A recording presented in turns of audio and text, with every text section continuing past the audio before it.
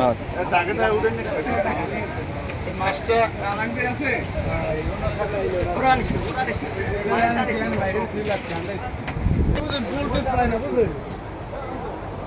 যে বড় বড় মাছ এগুলো ফ্রাই করা হয় কুয়াকাটা সমুদ্র সৈকত আসলে এই জন্য বিখ্যাত মানুষের চয়েজেবল জায়গা।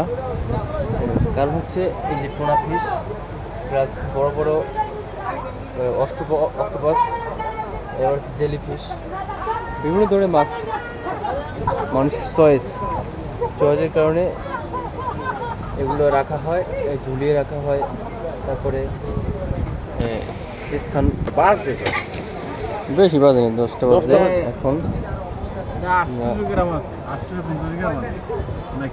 কয়েকই না করতে হয়েছে এখানে মাপা হচ্ছে।